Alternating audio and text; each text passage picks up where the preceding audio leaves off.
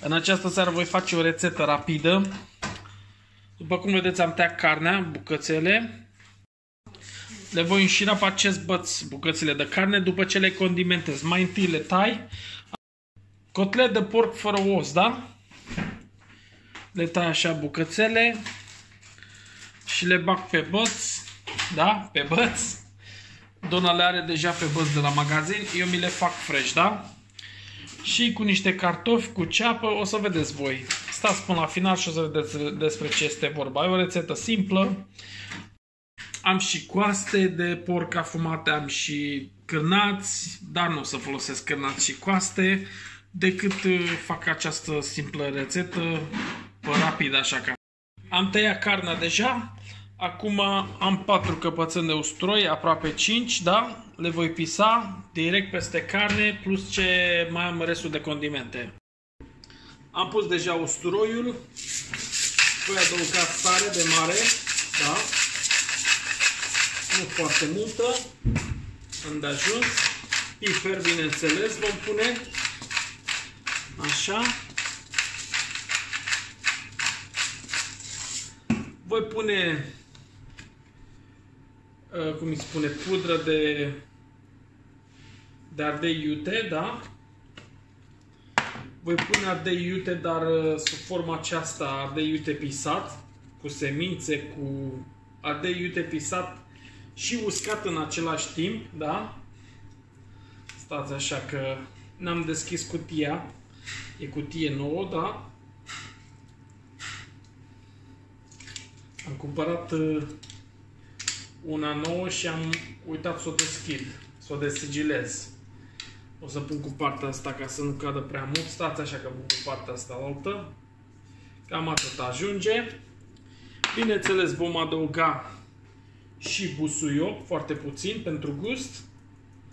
Busuioc. Și bineînțeles paprika din nou, dar afumată de data aceasta. Foarte puțin. Eu nu merg pe, mi spune, pe gramaje, după ochi. Și ulei de măsline. Foarte puțin ulei de măsline și după aia amestecăm.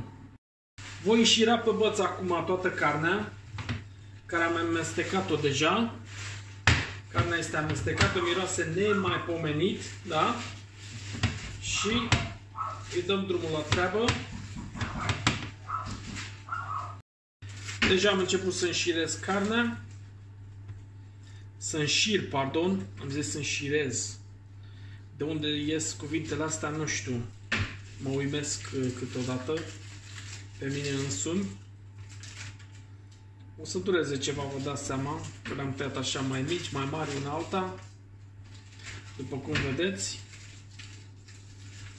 Nu le-am tăiat perfect. Dar nu-i problemă. Că tot în stomac ajung, indiferent cum sunt tăiate. Le-am terminat de pus pe băț, bucățile de carne tăiate, da? În comparație cu astea de la supermarket, da? Așa. Și acum o să tai cartofi și, bineînțeles, ceapă. O să vedeți ce fac cu ceapa și cu cartofii. Eu las cartofii tot cu coajă, pentru că aici se află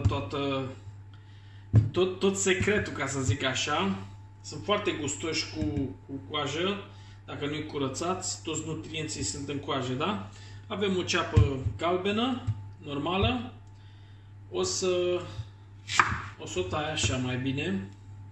Și o să fac așa niște rondele de-astea, nu rondele, pardon. O să tai mai mare, de genul acesta, da? La 1 centimetru, să zic, lățime.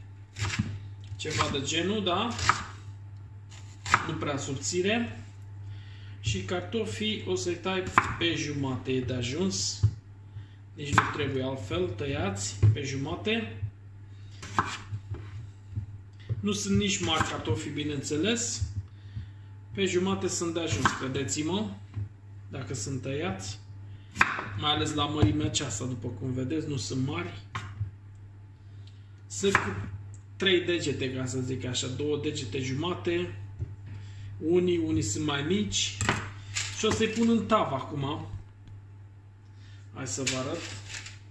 O să-l pun în tavă, îi pun pe spate, cel mai bine. Nu o să pun ulei, o să pun decât puțină sare și piper, atâta tot. Îi punem pe spate frumos.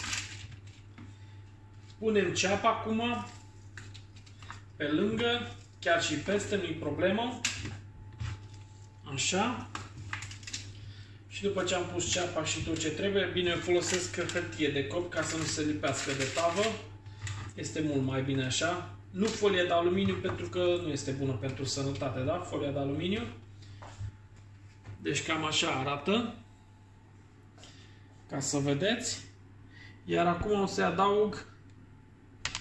Stați așa că se mai întâmplă și de astea cu camera de filmat, mai ales când nu te pregătești cum trebuie.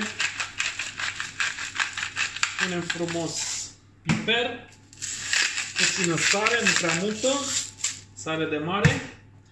Iar acum împănăm totul frumos cu, pe deasupra, bineînțeles, toată grăsimea asta se va scurge peste cartofi și peste ceapă, da? Toată grăsimea de la cotletul fără os.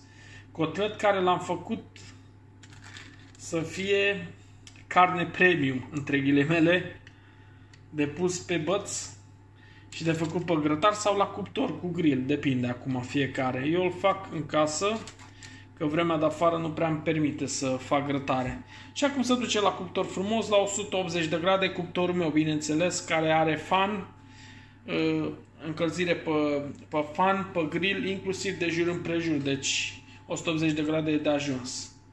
Veți vedea după aceea rezultatul, da? O să vă arăt.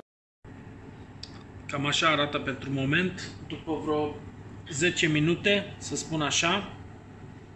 Se face foarte bine, foarte frumos arată. Mă lăsăm vreo 15-20 de minute să fiu sigur că iese exact cum îmi doresc să iasă.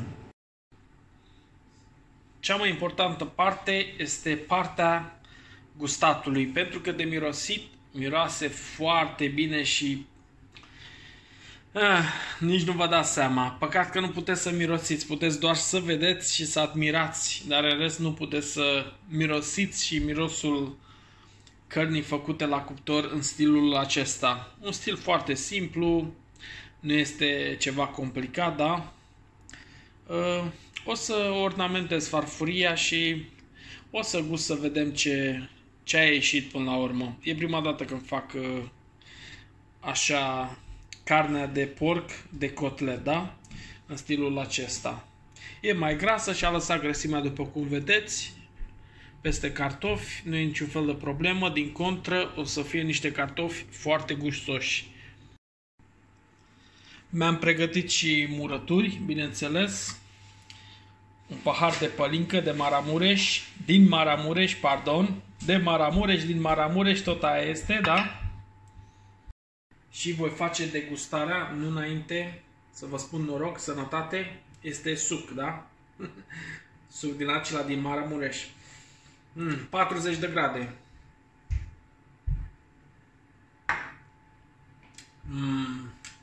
Parcă mai merge. Ia să vedem cum a ieșit carnea.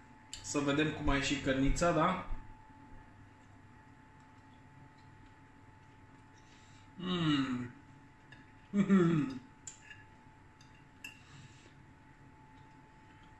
Nici nu vă mai spun cum a ieșit. Vă spun doar atâta.